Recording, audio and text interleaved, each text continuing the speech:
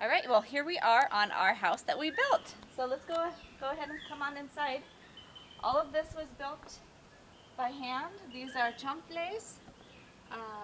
We got the Miami shutter windows for hurricanes. The doors are hurricane storm doors. Everything is screened. It's just a simple cabin, one room house, high ceilings for airflow and lots of light.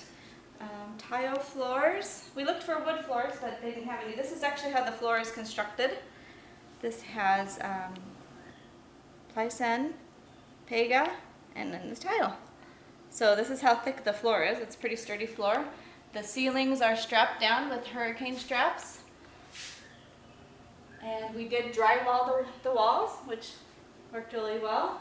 And have a couple little nice extra decorations. We used bamboo when we built our cabins. We used tile for the countertops, easy to clean. Louvered doors, so good airflow, fans. There's no air conditioning in here. The bathroom, we have some nice tile on it. I like that kind of tile. Just a simple shower bathroom. And then just our little bedroom, just one bedroom. And nice and spacious, even has a walk-in closet. And then also has access to the back side.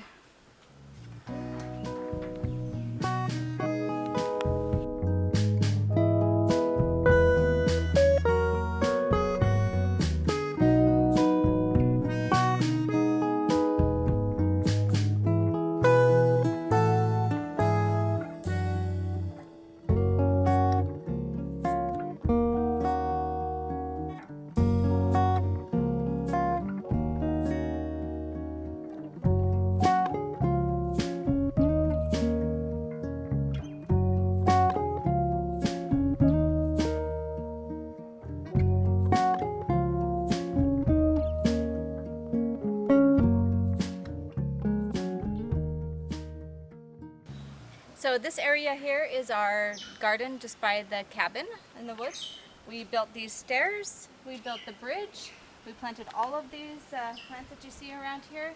This used to be full of kind of wild trees like the almonds and the salsa trees. And then we replanted it with a variety of different flowers, gingers, we have some calatheas, we have a lot of heliconias, we have pendants. Underneath the house there are some torch gingers. We have some spice trees. That's a big curry tree. This is a Cuban red banana, a ylang-ylang. All of these we planted. So all of this wouldn't be here if it weren't for us. This bridge we built from hand. Britain pretty much built all of this. There's a water line that connects to the house. And then here is the quebrada. So this runs is full of water when we have a rainstorm or something like that. A big enough rainstorm to cause it to flow. Oftentimes it's dry. It's really beautiful through here. It's almost like a bird sanctuary. You can hear the birds chirping, the coquis at night. There's bats that start flying. It's really beautiful in here. You feel just completely absorbed by nature. This is one of our ponds. We've started to do some aquatic plants and animals. We have some little guppies in here and some lily pads and some hyacinths. We have some benches all throughout the gardens and some pathways. This area we call the Zen garden because we have kind of a Japanese theme going on with the koi fish and the pagoda, and then a lot of red highlights throughout here. So now we're entering into a new garden, basically. This one was also fairly recently planted. It gets a lot shadier. So some of these heliconias and gingers really like the sun more than we thought they would. So they haven't grown in quite as full or as fast as some other gardens. But we call this one the meteor garden because we found some big stones that almost look like meteorites down here.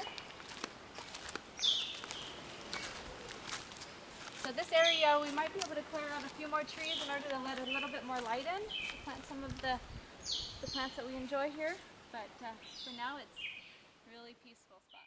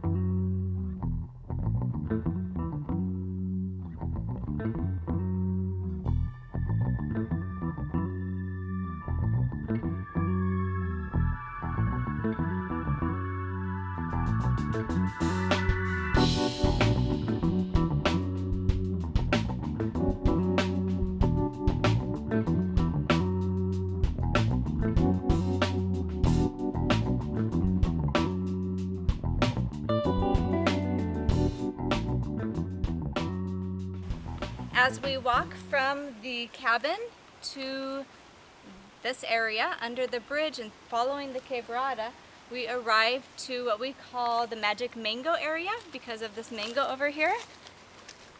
That when we first came upon it, we just thought it was so beautiful and just magical, so we call it the magic mango area. We also sometimes will have a little bonfire or things where we can pile up some of the excess palm fronds and things like that to have, you know, s'mores or something out here in the woods. It's great because it's the farthest away from anyone down here. Super jungly. This is a Japanese fern palm. It's really cool. We have some special heliconias planted in through here. All of this was pretty wild and only had a few trails in through here. Right now the tropic flowers are coming in, as well as a lot of really cool heliconias. Some of these we transplanted from the other garden, which we call the Ay Bonito garden, because they came from Ay Bonito Flower Festival. Over here we have a special plant growing. It's a voodoo plant. It's coming back alive. We also have a corpse flower that's kind of similar. This is like a small version of it. These are kind of special plants. They die back, they come back, they die again. And then in about 7 years or so, we should pop up with a really cool flower.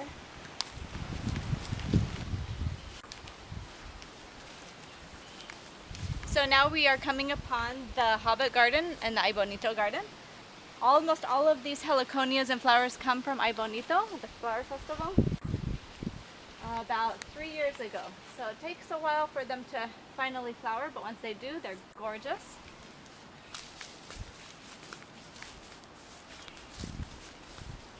We also have a wide variety of fruit trees through here.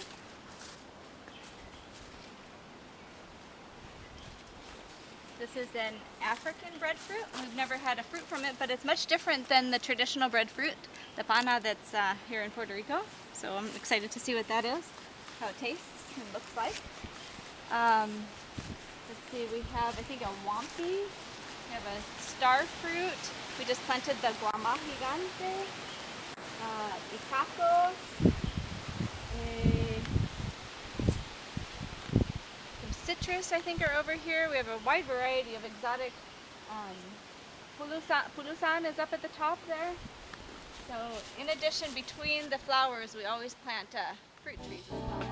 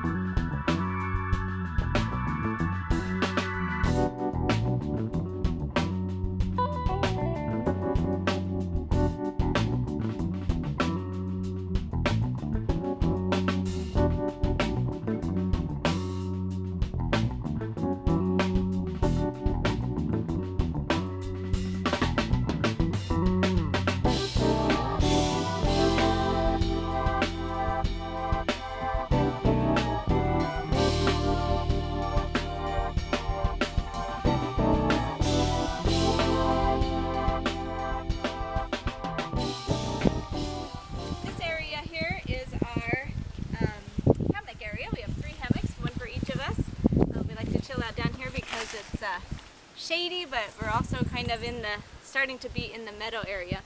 This area up above is called Hawk Lane. One time we saw a hawk fly down this area when we first moved here. It was so cool, so beautiful, just swooped through and off out into the sea that we called it after that, Hawk Lane. So this has always been that.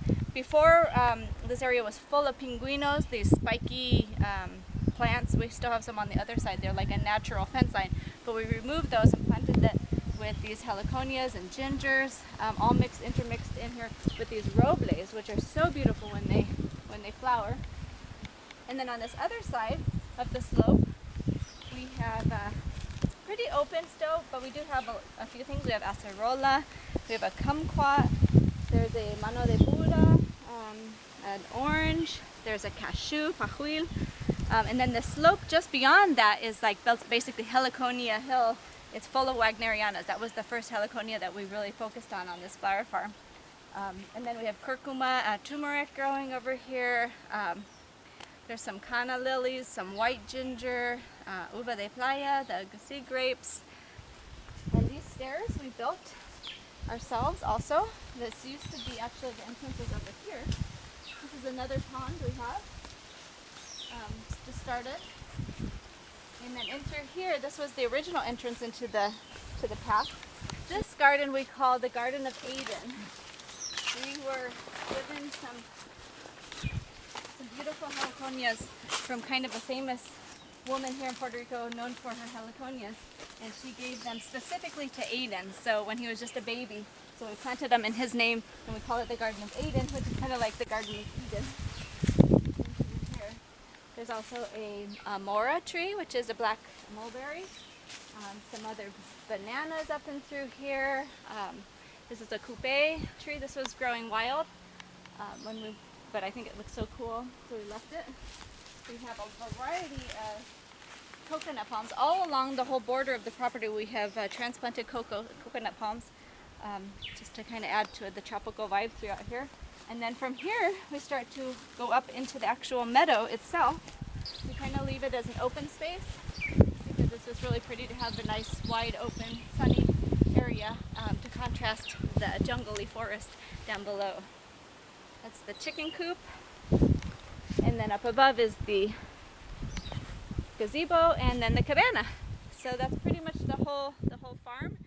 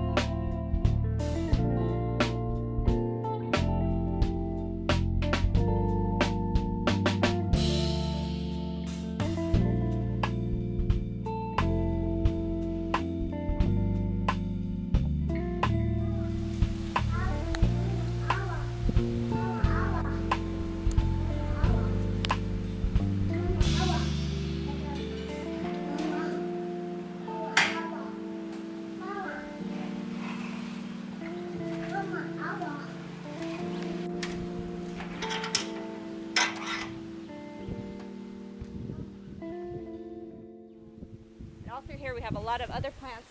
We have a rambutan, a variety of avocados, loquat, Japanese loquat, pitanga, caimito, lychee, reina de las flores, varieties of pineapple. This one's a pink pineapple. This is a different pineapple, and then all along that ridge there's some more pineapples. So even if you have like one plant, there might be 50 other varieties of that type of plant in different colors or shapes or sizes. So we try to collect them all. Okay, so we're coming down the stairs. There's a lot of beautiful flowers along here. Canarios, the Pride of Barbados, the Flamboyant Enano. And then as we turn the corner from the heliconia gardens, we go into what we call Ridgeline. And this was the first kind of path that we had that would grant us access to the cabin that we found it. We were so excited. But we planted all of this also throughout here is rostradas, there's some bromelias, we have some garden art as well, and some really cool palm trees in through here, some porch gingers, some shell gingers, there's even acai palms. These are acais, just like the acai bowls. These will make the berries for that. There's coffee. We've actually harvested some coffee from our coffee plants throughout here. There's about 12 coffee plants or so throughout here. We weren't sure how they would do in this drier, hotter climate down here in Rincon, but it does produce coffee. It's pretty cool.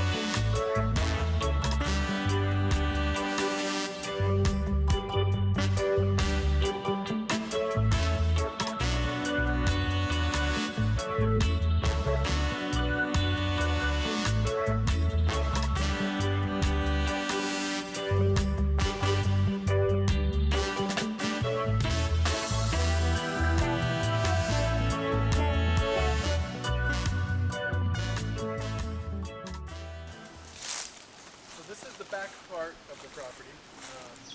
We used this path to bring some housing stuff up when we first started making the house, and the guys called it the Camino de Pobres because not really a well-built road.